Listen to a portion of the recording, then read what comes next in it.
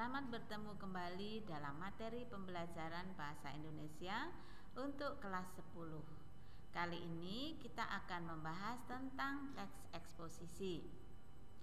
Adapun kompetensi dasarnya adalah menganalisis struktur dan isi kebahasaan teks eksposisi. Nah, pertama kita akan mengenal definisi, ciri, dan jenis teks eksposisi. Eksposisi merupakan paparan yang bertujuan memberitahu atau menerangkan sesuatu. Menurut Kamus Besar Bahasa Indonesia, eksposisi berarti uraian atau paparan yang bertujuan menjelaskan maksud dan tujuan dalam karangan. Sedangkan menurut Coris Kerauf, eksposisi atau pemaparan adalah salah satu jenis teks atau keterampilan bahasa secara efektif yang berusaha untuk menerangkan dan menguraikan suatu pokok pikiran. Berikutnya, ciri-ciri teks eksposisi. A. Penjelasan dalam eksposisi berupa penjelasan secara objektif. Tidak ada unsur subjektif dan tidak ada unsur emosional. Ciri kedua, gaya penulisan bersifat informatif. Jadi, sebuah teks eksposisi bersifat menerangkan atau menjelaskan. Ketiga, dalam teks eksposisi yang dituliskan adalah fakta. Jadi, teks eksposisi memuat fakta. Berikutnya, jenis-jenis teks eksposisi. Ada 6 jenis teks eksposisi. Yang pertama adalah eksposisi definisi. Eksposisi definisi berupa penjelasan tentang makna suatu kata atau frasa.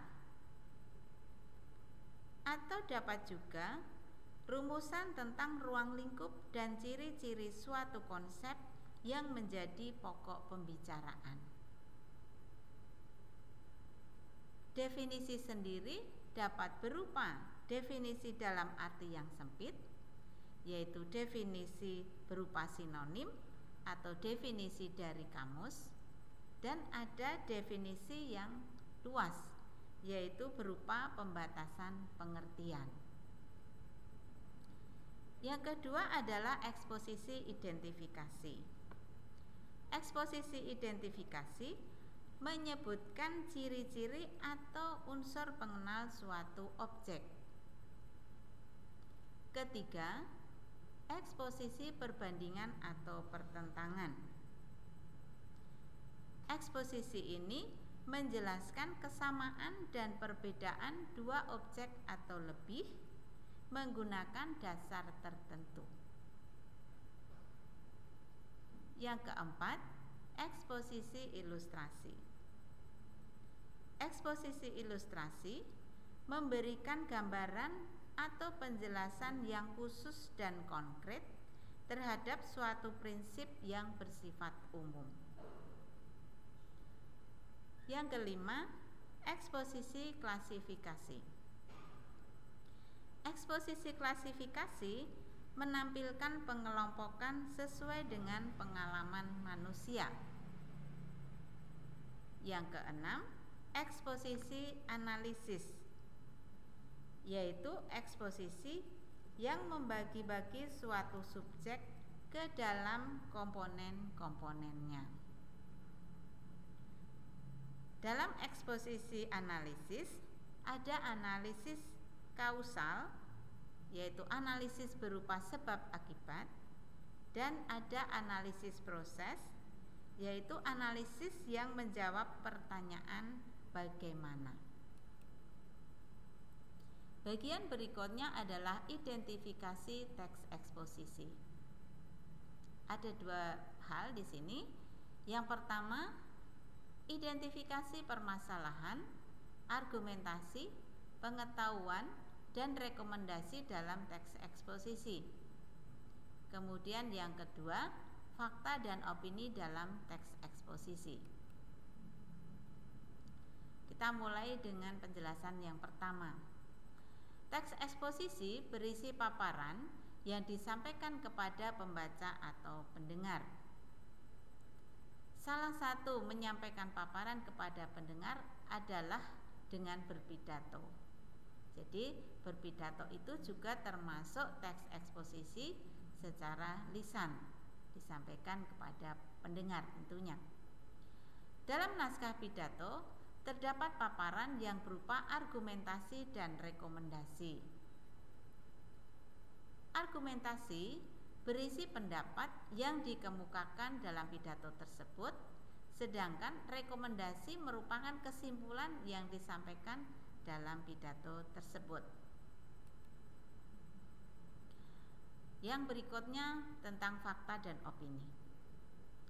Menurut Kamus Besar Bahasa Indonesia, fakta adalah suatu keadaan atau peristiwa yang berisi kenyataan dan benar-benar terjadi. Sedangkan opini adalah pendapat yang dikemukakan. Bagian C, pengembangan isi teks eksposisi.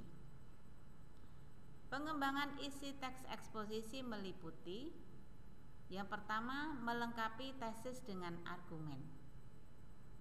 Nah, di sini dijelaskan bahwa tesis adalah bagian pembuka dalam teks eksposisi.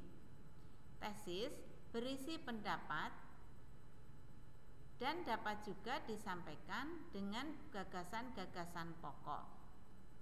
Lalu, gagasan pokok tersebut dapat dikembangkan dengan beberapa argumen dan penjelas.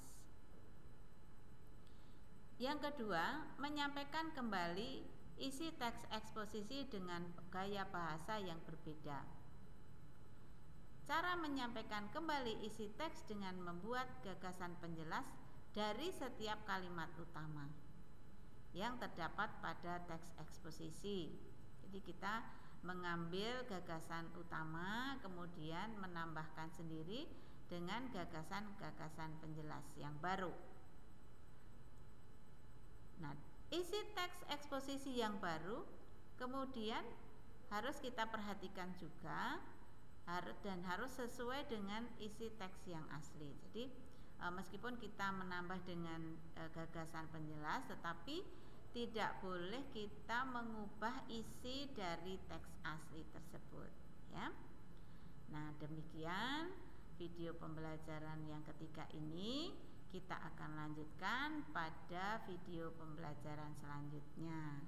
Sampai jumpa.